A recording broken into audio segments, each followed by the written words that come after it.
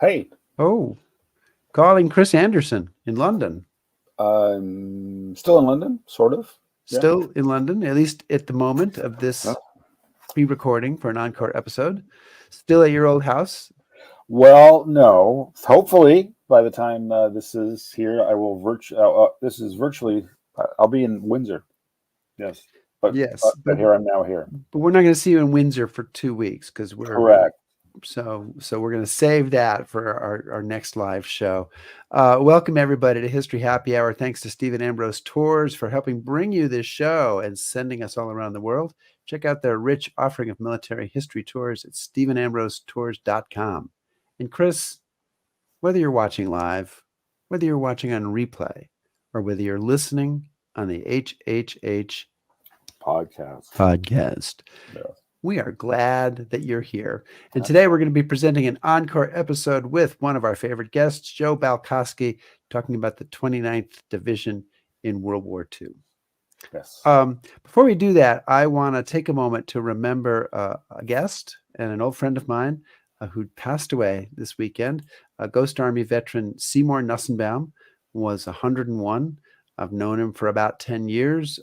He was funny and wonderful and a great person to spend time with. I last saw him in March at the gold medal ceremony, and it was great to see him there, and he was doing well, and he actually did an interview for CBS News, I think, that was on D-Day, even though the Ghost Army wasn't in action on D-Day, but let's let that go. And he would look great and sounded great, but he got COVID, and then things kind of went downhill. Yeah. But there's only 5 Ghost Army veterans left now. Right. And only one who I really know well, Bernie Bluestein, and who was a friend of Seymour's, and so you can feel the end of an era coming. Absolutely. Yeah, I know the Easy Company guys passed away. I know you've been through the same thing. It's tough. No. It's tough. So thank you, Seymour. Thanks for being on the show. And I'm actually leaving as soon as we finish recording this to go and sit Shiva for him tonight in New Jersey. So thinking about Seymour. And also, this is a very awkward transition, so I really meant to do this the other way around, but we do want to take a moment to remember our Patreon supporters, especially our top shelf supporters. And you can become one by going to patreon.com/historyhappyhour. So I hope everybody has a drink and that you've toasted Seymour Nussenbaum. And I don't know, Chris, what do you think? Anything else we need to say before we roll ahead? I think let's get started. Let's go.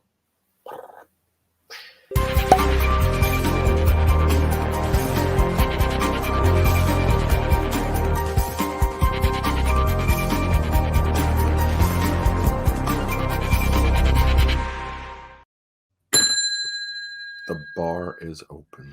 The bar is open. You have to tell me what's on tap, and you have to cue me when do I play the very special animation that I have.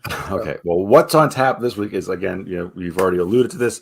We are really excited to have a fantastic historian, great author, good friend of the show, Joe Balkoski, and he's going to come back to join us to continue the discussions that we've been having following the 29th Division, all the way from Omaha Beach across Europe. So the next installment of that story is Joe's book, Our Tortured Souls, the 29th Infantry Division and the Rhineland from November to December 1944. And I think it's a really fantastic and important book because it talks about a part of the fighting in the ETO that really gets overlooked far too much. And Joe just nails it as always.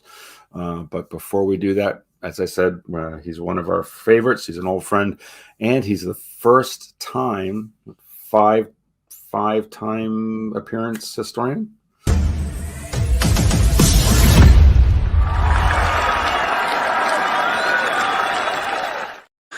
You are Joe. He's very impressed. Yeah. And do you have? We have to have a ceremonial all right, wearing of the hats. Yeah, sorry. Oh God. There we go. How's that? So you're See? seeing it here, Very folks. honored to have you. First time ever. Joe's our first guest with Get a a hat. hat. It's probably the first time Chris Anderson has worn this hat. It is actually Maybe the first or second time, Yeah. but we are all here. Now you can remove your hat. Did you guys get Okay, all the okay. pictures you want? Pictures, Yeah, take them. Okay, fantastic. Remove your hats. All right. And oh my gosh, we'll get on with the show. Joe, you got something to drink there with you today? I have my 29 Let's Go, very cherished 29th Infantry Division 29 Let's Go mug. Nothing special in it, but it's the mug that's special. It's the mug that makes it special. How about you, Chris? Are you in recovery mode? So you're just drinking water? Oh no, I've got the last of the Glen Turret. I got some McCallum's 12 in honor of your trip there. So we're happy to do that. I'll let you take it away with the questioning of the interrogation of our first 5-time guest. I'm just very excited about this. I know you are. You've been working on that all week. Yeah. So I can play it again anytime. This is going to step back a bit, but I think it would be helpful since we are following the 29ers from the beach all the way to the end. Without sounding too corny, Joe, where do we leave these guys off? I mean, I know we were in Brest. They started to fight east. So where are they at before we get to what we're talking about tonight? Well, the 29th Division, along with many other divisions, moved into the Western Germany, near the Limburg area of Holland, which is that appendix that sticks down in the Netherlands. And we left the division in early November 1944 in a relatively stagnant position. They had held this position about a month and a half in conditions that were very difficult, that we'll talk about in this show. But the book, Our Tortured Souls, opens on November 16th with what was supposed to have been the ultimate offensive that was going to bring Nazi Germany to its knees and win the war. Didn't work. We'll talk about that. Bring the boys home by Christmas. Yeah. So I'm sure that many of the people in our audience are very familiar with the story of the 29th, but can you recap very briefly? They begin on the morning of June 6th. On D-Day, and they've had a pretty rough war up to this point. Can you kind of give us a little sense of that? Yeah, I mean, they were in from day one in the European theater. They landed on the western half of Omaha Beach on D-Day, fought through Normandy for 9 weeks. Thought they'd get a break. Instead, they moved into Brittany to seize the very significant harbor of Brest. That took another 2,600 casualties and almost a month. Moved by truck and cattle car in 500 miles into Holland and then subsequently into Western Germany and fought a very depressing kind of delaying, diversionary action throughout the month of October that gained nothing and again lost couple thousand men for no real purpose, waiting for the moment at which my book opens in November. That was going to be the concerted effort by 3 U.S. armies, the 3rd under Patton down in Lorraine, which opened its attack on November 8th, 1st Army, which, as you know, pushed into the Hurtgen Forest with difficult results there, and then the 9th Army, in which the 29th Division was a part, supposed to push to the Rhine by Christmas. And so the division, Rick, as you had said, had a very tough war. I mean, it was in the thick of it from day one, and they had already lost more men in the European theater than any division in action. 16,000 casualties. Yeah, but it ultimately would end up being 23,000. But they, as we'll learn, the division was very fortuitously spared the Battle of the Bulge. Well, I mean, just to give people a sense of that, a division at full strength is how many men? 14,000 men. So they've already lost over 100% by the time they've gotten to this point. They've lost over 100%, but much more to the point, the people at the tip of the spear, so to speak, the infantry platoons and the rifle companies, they probably turned over 3 times. The rear area units had very little turnover, But the Yeah. infantry, the people in rifle squads, there wasn't anybody left by November virtually who had landed on D-Day. Yeah. Well, yeah, I mean, when we've started to talk about this, but Joe, maybe you can kind of get into this a little bit more. Before this offensive, which is supposed to be the war-winning offensive, when I was reading the book, the one word that kind of stuck with me as I'm reading about the lead up to this is exhaustion. I mean, what state is this division in as it's about to go into this attack? It was in a very badly beaten up state. And part of, look at the title of my book, Our Tortured Souls. It's not a happy time. And some things happen in the next 6 weeks that definitely reveal that, when you're not winning, morale goes down the tubes. Yeah. And certainly in this phase, the American army and, all Allied armies on the front were simply not doing what they had hoped to do. Yeah. And there were a couple of things that were very forceful, had very forceful impact on the morale of the division that were new to the division. One was the weather. Yeah. This is the first time the 29th Division and all the Allied divisions on the Western Front were experiencing a late fall European weather. I mean, it wasn't anything unusual about it, but it was soggy, it was wet, there was no sun. The other thing that was very different for the 29th in particular was the terrain. This division, if you had watched the earlier shows that you guys had done with me on the division, had fought mostly in hedgerow country, the bocage country, both in Normandy and in Brittany. And that, is very claustrophobic fighting terrain where you don't really see the enemy further away than 50 yards. And then abruptly they enter Western Germany, and all of a sudden the battlefield looks like a pool table for miles and miles, in which you can be, you could be shot by a German machine gun at a range of over a mile.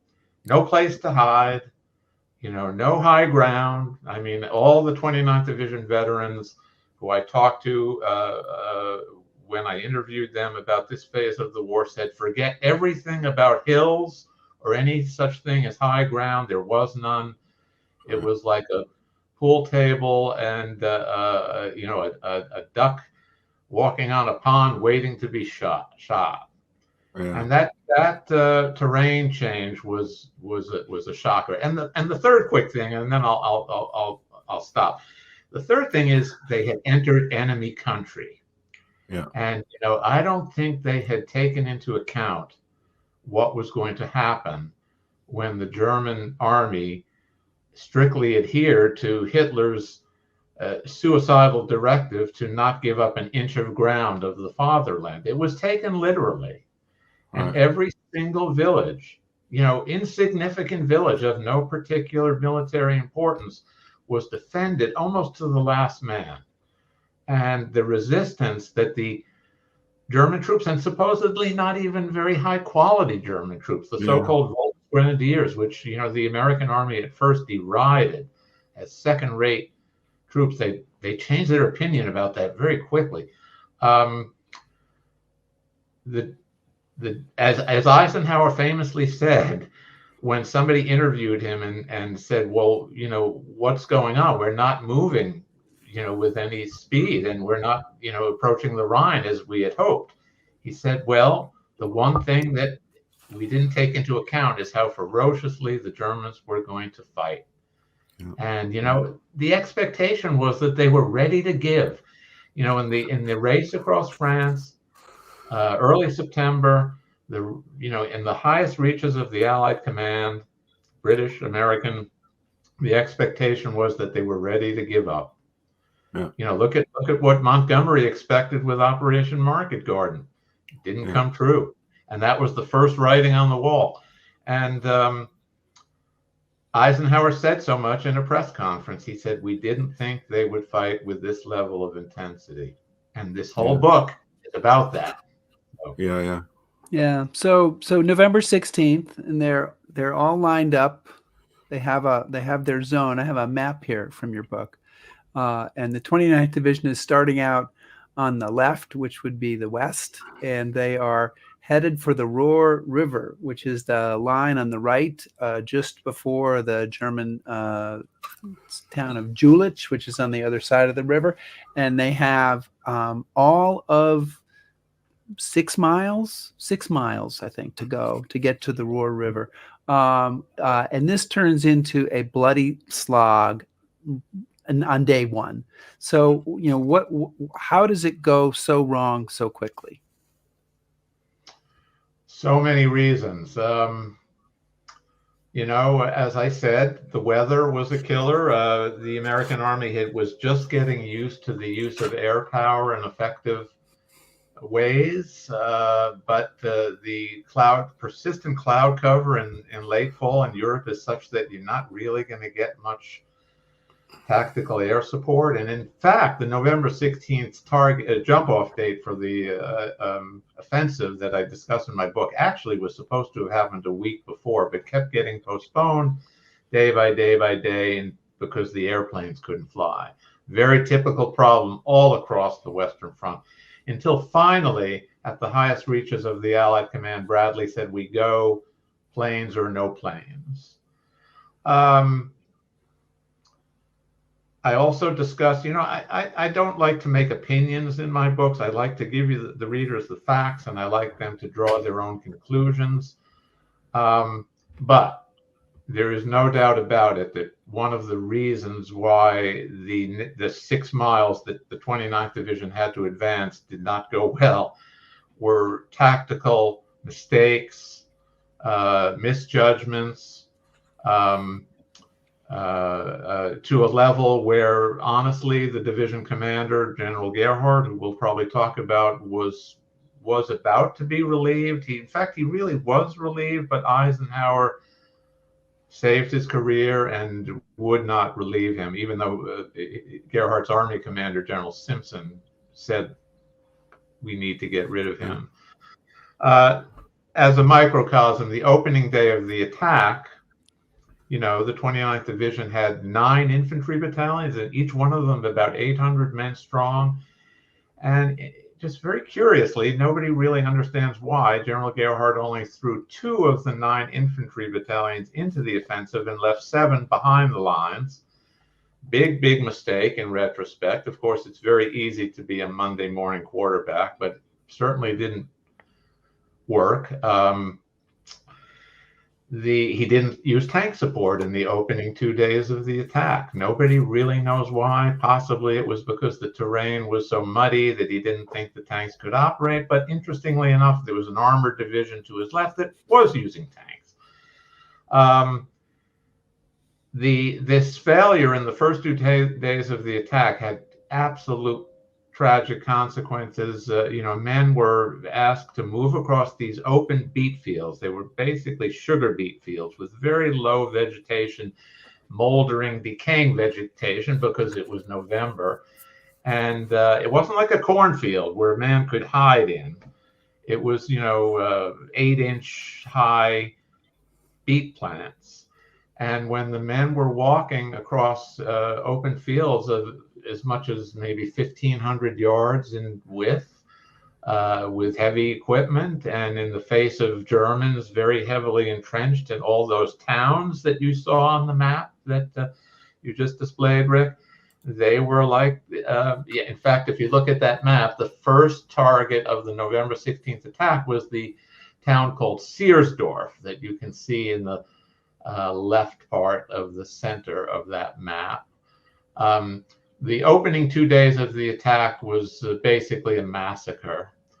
Men advancing across that open field between Baysweiler and Searsdorf were just cut down by German machine guns, not only from Searsdorf, but up north in that little village called Setterich, which we're ultimately going to see if you're going to show the film that we talked about a little earlier. The men couldn't move. They had to lie in these beet fields with no protection, and they couldn't advance. They couldn't go back. Their only salvation was to wait for darkness, which is what they did. And it was a World War I style attack. that made about as much progress as you might expect from having read about the Somme or Verdun. It was the American version of that, except it was the next war. Anyway, it was one of the examples of how the American army had not yet matured enough to figure out how to solve the problem of making set piece offensives that were really, really tactically proficient. Now, if you're very generous enough and can get me back for a sixth visit in my last book of the series, I will give you a hint that the division and all other divisions on the Western Front did solve these problems. Oh no, Joe, you're not getting out of this. We're keeping you for you're stuck for the long haul. So yes, we'll have. Okay, well then, in my last book, next time. Okay. Anyway, so that's it in a nutshell, Rick. Sure. It was tactically not good. The terrain was not good. The weather was not good. You couldn't get air cover, and no tanks. Yeah, and no tanks. Well, but okay, so, and I know you don't want to give an opinion, but we want to put you on the spot and make you give us an opinion. You quote a battalion commander talking about the start of this attack, and he blames it on the failure on screwy tactics. He says, and I mean, shouldn't they have expected more of the 29th at that point? I mean, is the failure things that they didn't foresee, or is there something else going on? Is it the command? Is it the conditions? Is it, because they're obviously they're experienced at this point. I would say that it was if you have to boil it down into a nutshell, it was the theme of our last History Happy Hour talk. Oh, okay. Yep. Okay. The division commander, as well as every division commander on the Western Front, was overconfident that the German army was beaten. They were not as good as we were. We just need to push them, and they're going to crack, and it's going to be like the end of the Great War, when finally the Germans did crack in early November of 1918, and we really expected that scenario to play out again. It really was a question of, let's talk about the 29th Division specifically. General Gart, the division commander, really felt that the offensive was going to reach. There he is in his famous Jeep, the Vixen Tor, which again I'll point out I took care of in the museum that I ran for years. I took care of that Jeep for almost 3 decades, so I'm very fond of that Jeep. General Gart believed that he was going to race to the Rohr River in a matter of 2 days, jump over the Rohr, and be on the Rhine at General Bradley's directive within a month. And he really believed that opening day of the attack was simply going to be the beginning of a leapfrogging operation in which every battalion was going to seize a village, and then a fresh one was going to jump over to the next village, and then another fresh one would move on, and that he thought it was going to be a game of checkers. But it turned out that the Germans were not only well entrenched, as you might expect in these villages, they'd had months to do so, but surprisingly, their commitment to fight in this losing proposition was very high. And, again, if we can look at some films later on of the Americans capturing Germans, you'll be surprised. The Germans are not young men. They don't look like they're very good soldiers, but the American army learned that they were very committed to adhering to Hitler's directive to fight to the last, to defend every inch of the fatherland. And whether they did so willingly or unwillingly, I don't know, but they did. But they did. Yes, it did. And of course, they were very, very well armed. In a tactical sense, they were better armed than we were. They had better automatic weapons. Their army at this point had almost given every soldier, essentially a version of what now, an AK-47. I mean, the predecessor to the AK-47 was the Sturmgeschütz 44, which was a marvelous invention for its time, and the Germans were heavily armed with that weapon. And we were still using the old Browning machine guns, BARs, and the M1 rifle. We really had a little bit of a disadvantage there. So, well, we've mentioned this film footage a couple of times, so I think we should take a look at it. And this was shot by a Signal Corps cameraman named Donald Calamar. It starts, I think, about 3 days into the offensive. I think you're going to see a slate that has his name and has the date on it at the start of this footage. So we get to see the 29th and the territory they're in. You talk about this footage in the book. I know you're very familiar with it. So it's about 4 minutes here. Tell us a little bit about what we're seeing or the story behind it. okay, this is actually the third day of the offensive when things started to get a little better for the division. It's when General Gart realized that it was not going to be a leapfrogging operation of any simplicity. He decided that he'd better commit much of his division. And this film depicts the attack of the 1st Battalion of the 116th Infantry on the village of Sederich, which is up in the northern flank of the offensive. And it was the one that I had mentioned that was cutting down the Americans in the open fields at very long range. So the village had to be taken. Here are the tanks of the 747th Tank Battalion, the first time in the offensive that they were actually put into use. And there is the battalion commander of that 1st of the 116th named Tom Dallas. He's on the left with his radio operator, although it is said he didn't need a radio op. There he is. That's a great picture of him. It is said he didn't need a radio operator because his voice was so booming that he could give orders over a mile distance simply by yelling. You know, this footage is actually not really recognized very often, but it's very rare in that it is actual combat footage.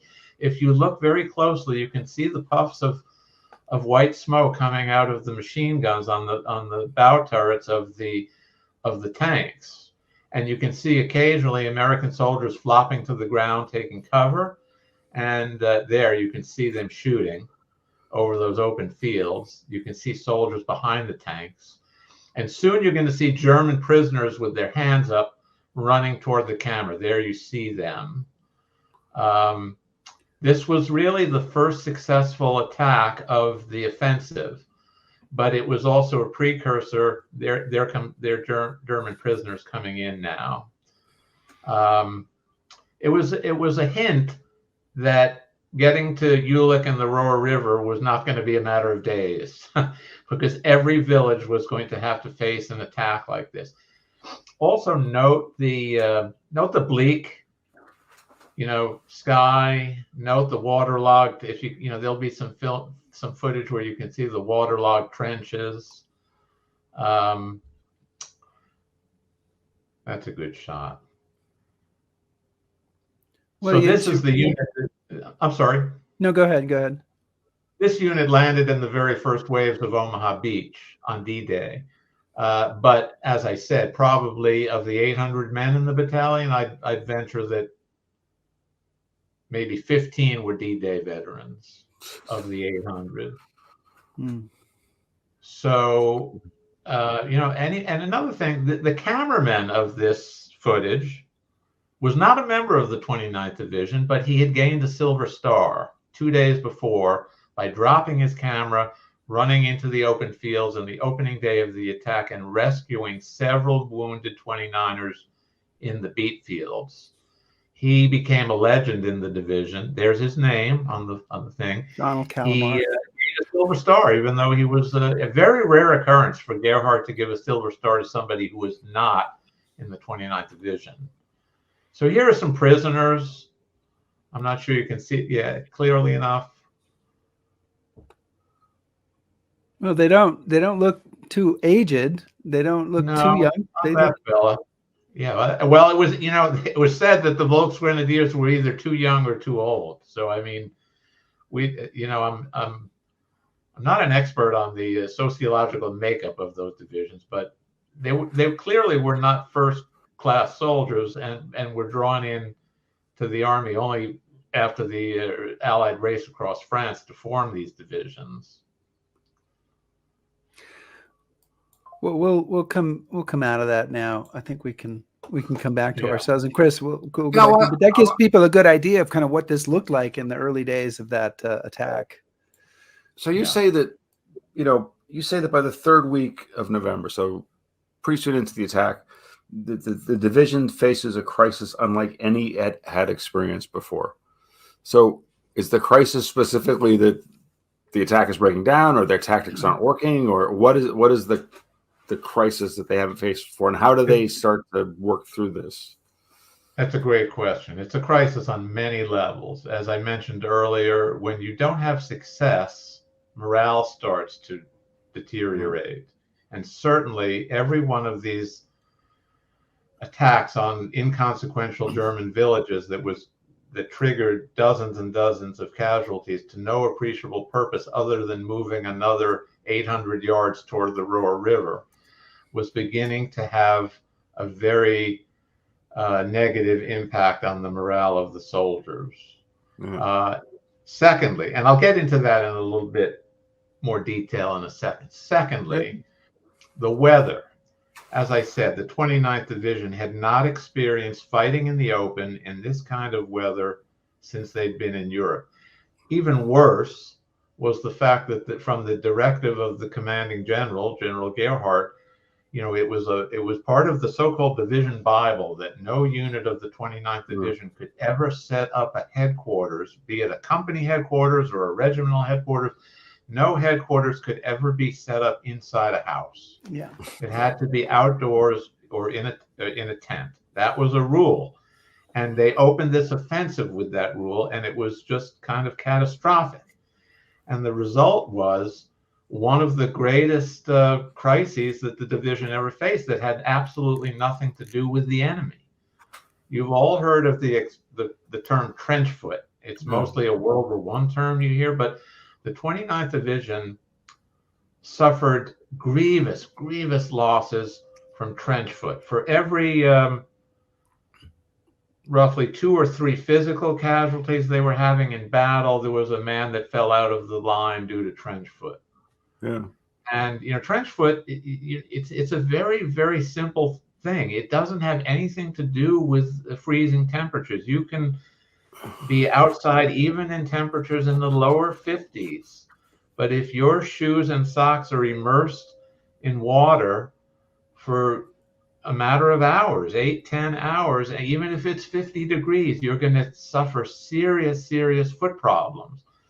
And if it went on for days, as it did, because nobody understood or nobody had prepared for this, these men were absolutely debilitated. They'd take off their socks and their feet were black.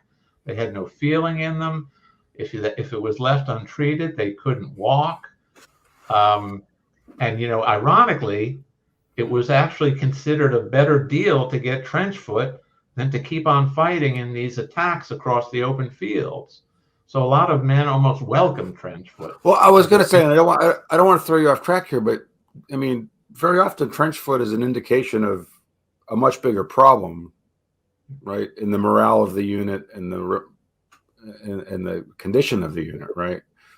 That's a totally great point, Chris. It was had the division been winning, you would not have had this problem. It's surgeons at all the levels of the army said trench foot was very addressable. All you had to do was have a couple of pairs of dry socks and get the men out of the foxholes for a couple of hours, and you would have been good. And the senior surgeon general of the army in the European theater, he confessed that the army was absolutely unprepared for this. He said the army footgear is absolutely lousy. To think that we were going to go through a fall and a winter in Europe with the shoes that we expected these soldiers to use, it was unforgivable. Yeah. But you're right. The bottom line was that when you saw your buddies dropping like flies, making attacks across open fields against an unseen enemy with machine guns, it was very easy to fall to trench foot and say, well, I'll be able to go back and get 5 days out of the line. Yeah. And that was, it was a morale problem. It was the first time that the division had been hit with a morale problem in since D-Day. I mean, a serious morale problem. Yeah.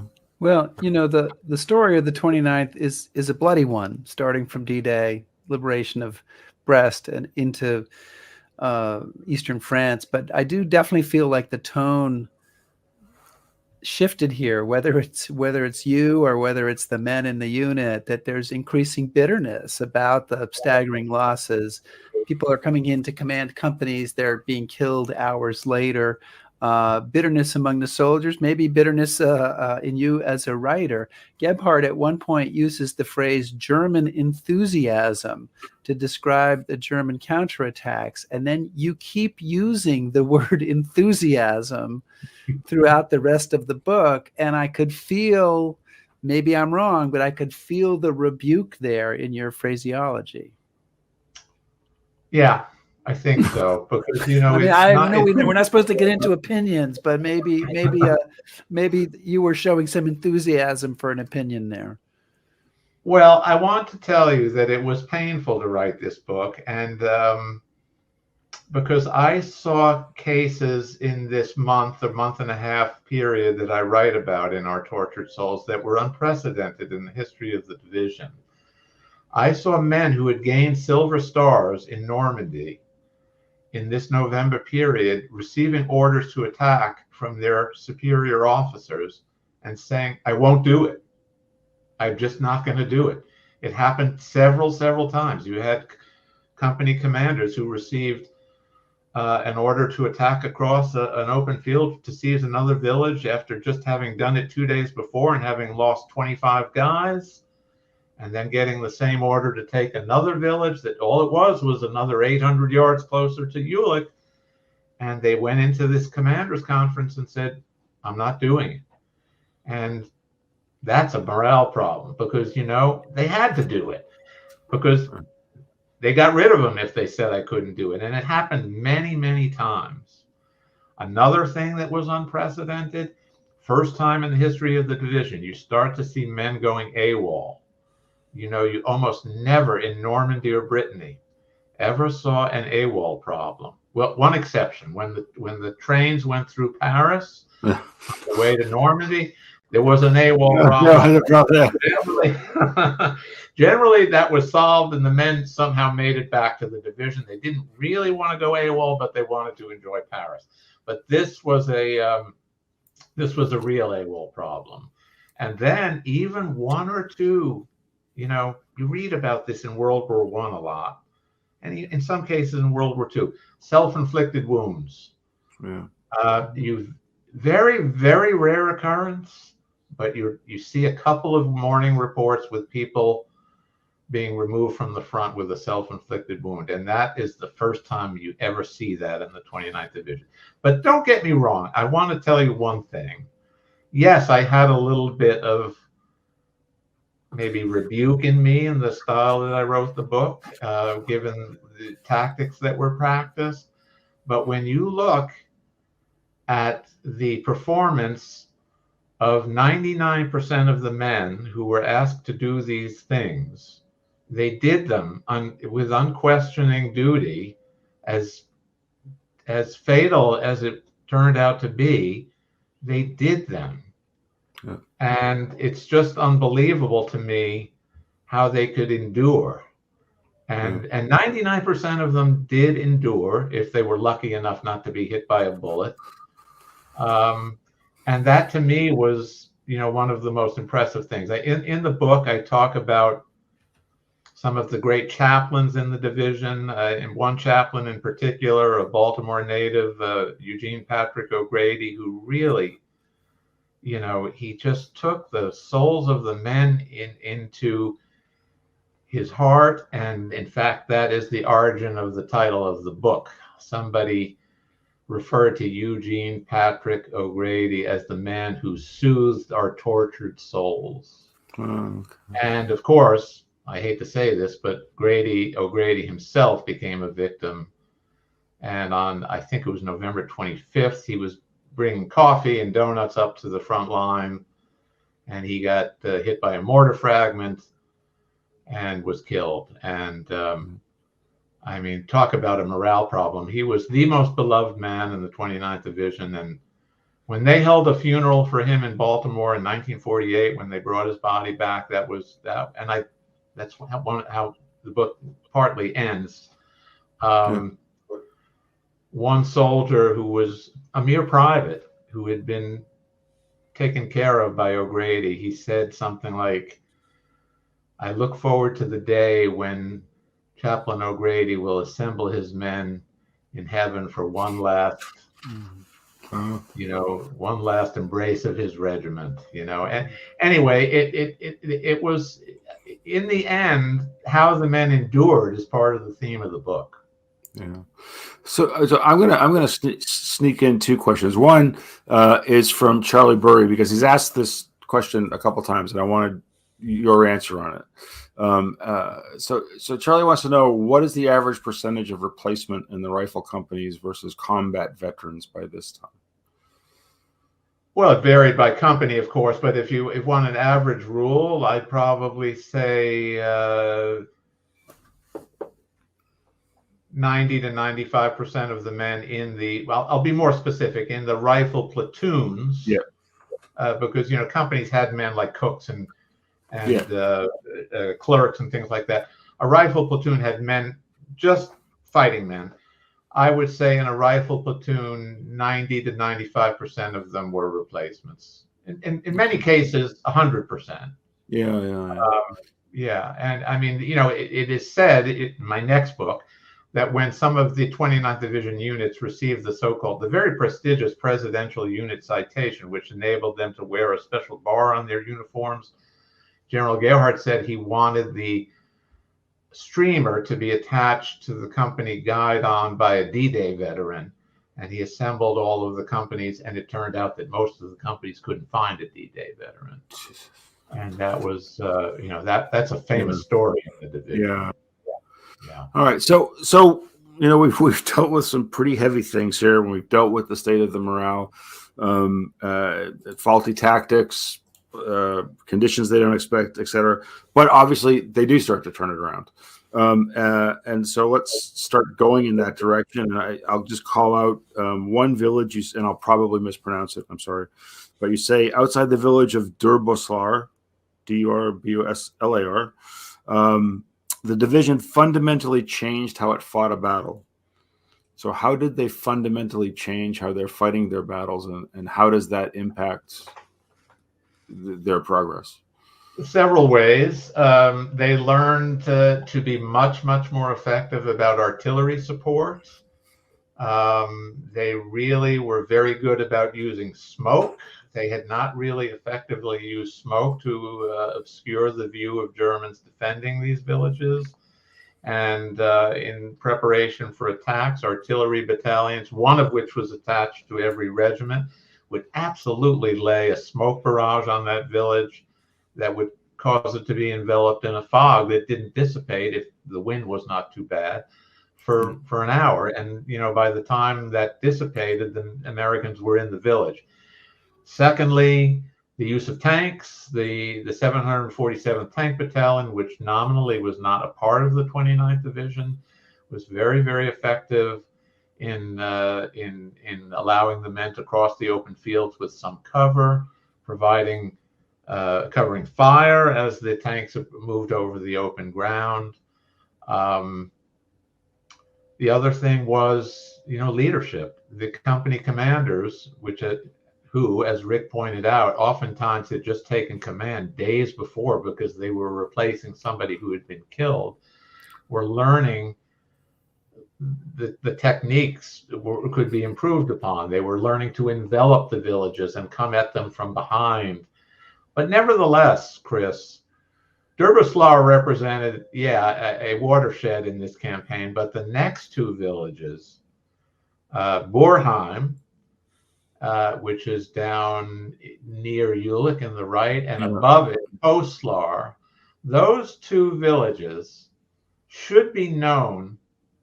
The names of those two villages should be household names to anybody who studies this phase of World War II in the Rhineland, because those two battles were among some of the most vicious, protracted, costly battles that any division fought in the Western Front in World War II. And I often tell people this, the Hurtgen Forest, maybe you guys have done a show on the Hurtgen Forest. I don't know if you have, but the Hurtgen Forest is today recognized as the epitome of the frustrating, costly, pointless fighting that didn't get anywhere in the fall of 1944. Everything we're talking about today was worse than the Hurtgen Forest, but never got any attention in the American press or by historians later on. Why do you think that is?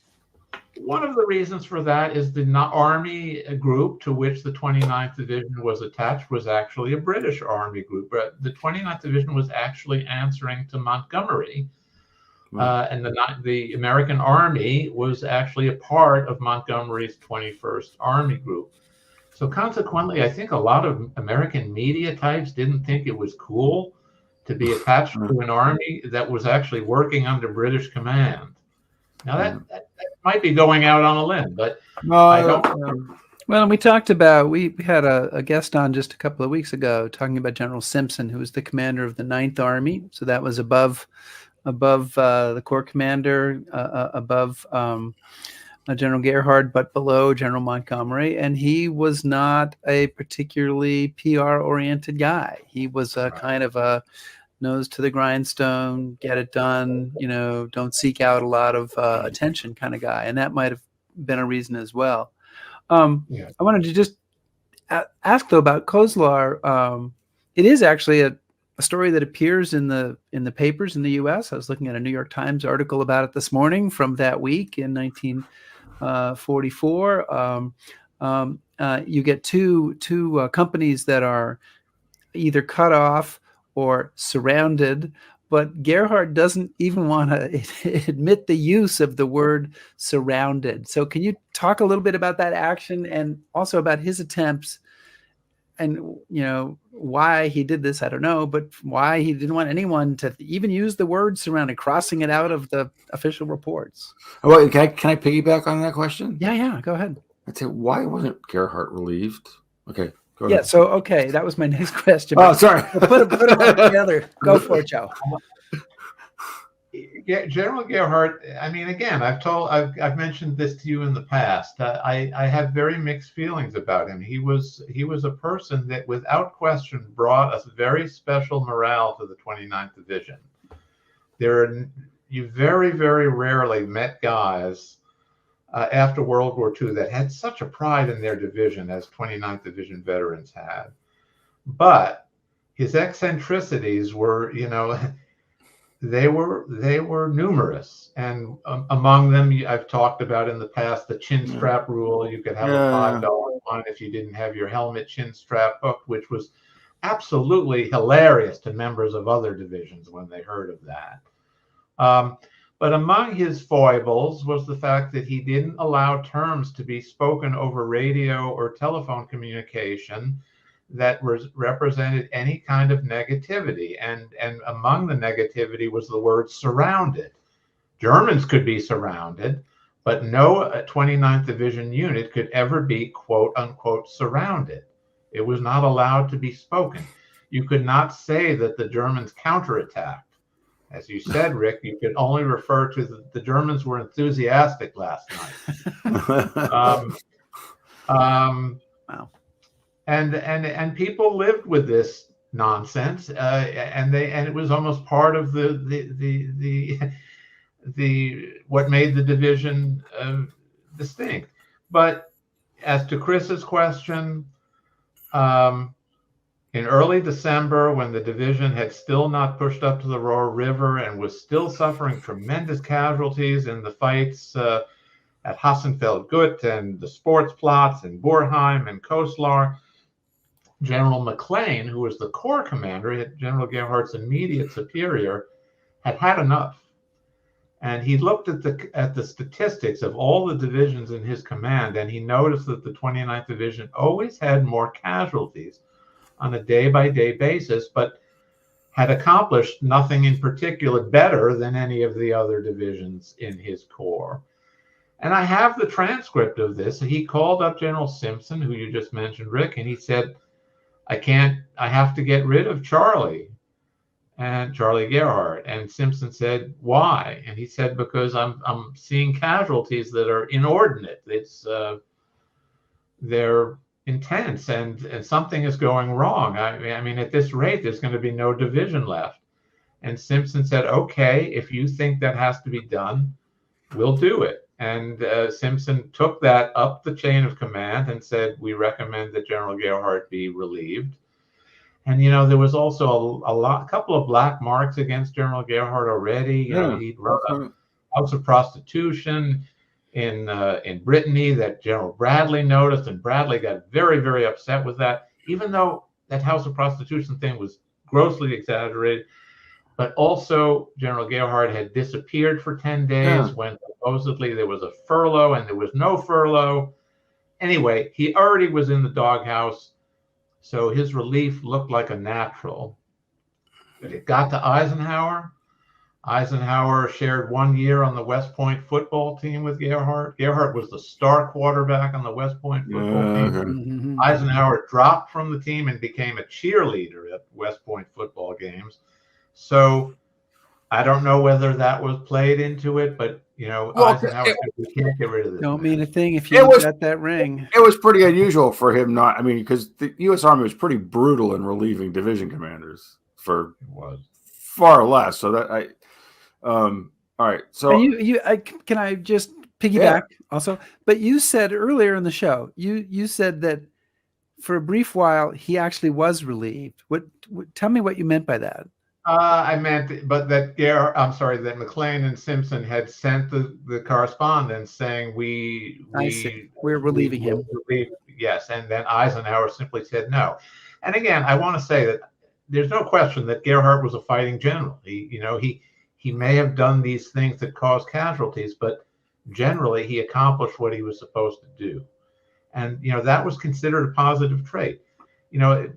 Military leadership in World War II at this level was very tricky because all of these leaders had been majors only 4 or 5 years in the past, and to lead 14,000 men in the biggest cataclysm in world history, very difficult. And so you had to be, you couldn't be too choosy. You had to take men who were willing to take this stress, and let's face it, they had to be willing to in their psyches understand that men were going to get killed by the thousands and live with it. And he was one of those, and many generals, of course, had that trait. But can I say one thing? I know we're running out of time. No. One thing I wanted to say, since in my books I always like to talk about, not only the sharp end with the privates and the lieutenants, and the field grade officers leading their men into battle, the majors and the lieutenant colonels. But I also like to talk about the perspective of the 4-star generals and even the president. And in my book, I also talk about Churchill and the decisions that Churchill and FDR were making. And I wanted to say that if you want to look to the real reason why this book is called Our Tortured Souls, you have to go all the way up to the highest reaches of the Allied leadership, and that is FDR, Churchill, Marshall. You got to remember that George Marshall was running a global war. He was the chief of staff of the U.S. Army, and he detected, and this is very, very sparsely discussed in history books these days, that after the liberation of France and the Low Countries, that Americans began to assume that the war was over.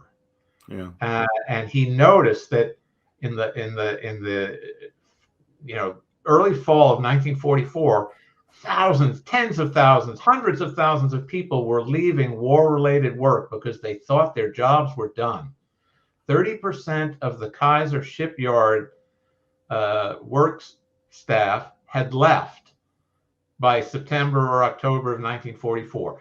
Marshall realized that, as he famously quoted in alluding to the 18th century conflict known as the 7 Years' War, he famously said, America as a democracy cannot indulge in a quote-unquote 7 Years' War. A king can do that, but in a democracy, the people have to have happiness. And these people, in America, you can't keep them at these war jobs and sacrificing for very long periods of time. So consequently, he gave orders to Eisenhower, you've got to try to end this war in Europe by January 1st, and you got to give it everything you can.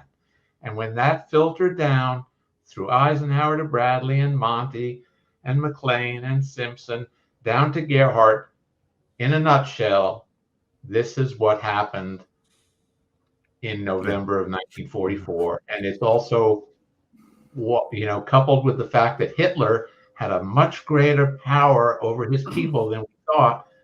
When you combine that rush to end it with Hitler's recalcitrance, it wasn't pretty. So I want to leave it at that. If that makes sense. That does make sense, Joe. And I want to hit you with something completely out of left field, and I don't want to change the tenor of this. But related to 29th Division, we had a good friend of the show, Brian. He's a former 29er and a career MP. So I was going to try to slip this in at some point, and it really wasn't your name. But he just wanted to know, being a 29 MP, career 29 MP, is there enough information available to do a book on the 29th MP Company? Well, number one, it was not a company. In World War II, U.S. Army divisions only had MP platoons.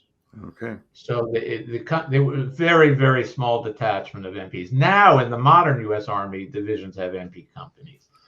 But no, in World War II, they thought that MP administration was mostly going to be done at Corps and Army level. So, not really an answer to his question. There are after action reports by the platoon, but it really was a very small bunch of people. Okay. I mean, you could write about simply what you read in those reports, but not much in there. It was only about 60 guys. That's the answer to the question. Well, we've taken it from General Marshall down to the MP platoon in the last 60 seconds of the show, and that seems like a great place to leave it. We have been talking, in case there's anybody in our audience who doesn't realize it, with Joe Balkoski, who is the author of the book Our Tortured Souls, the 29th Infantry Division in the Rhineland, November to December 1944. It's a truly excellent book, part of a series of 5 books about the 29th Division. They're all worth reading. I hope we win the war. That's still to be seen after we go through one more book. Joe, thank you so much for taking the time to be. We'll play that animation one more time to be our first 5-time guest.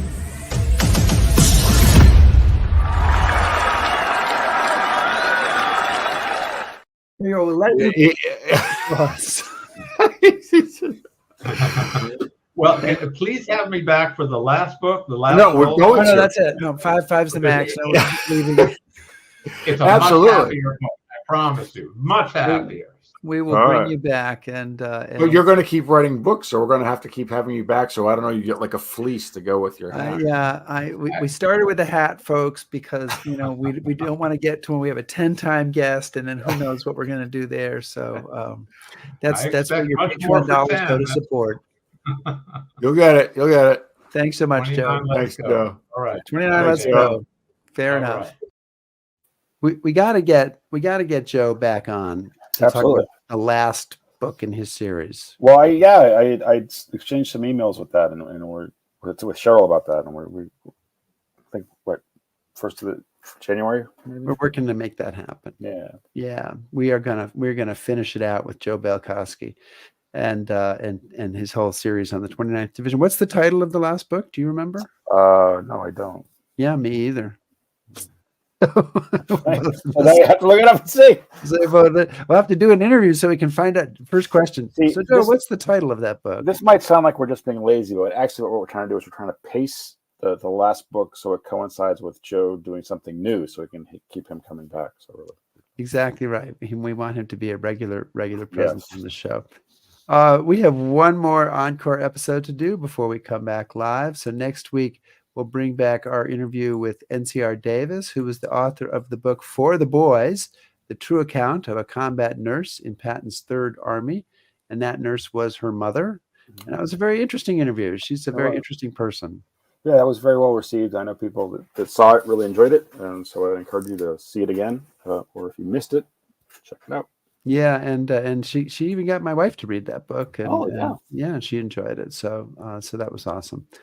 So guys, thanks so much for being here. Please subscribe to us on YouTube, follow us on Facebook, shout at us on Twitter, listen to our podcast, back us on Patreon, back us please, and browse historyhappyhour.com. Absolutely. Thanks everybody. Stay safe.